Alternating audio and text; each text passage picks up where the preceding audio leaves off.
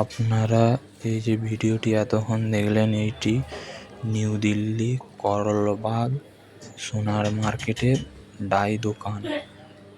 তো কিছুদিন হয়ে গেল ডাই দোকান সব বন্ধ হচ্ছে, সিলিং হওয়া চালু হয়েছে, বিল্ডিং প্রবলেম দিয়েছে উপর থেকে, তাই সব ডাই দোকানের মিলে একসাথে জড়ো হয়ে সব ডাই দোকান বন্ধ করছে।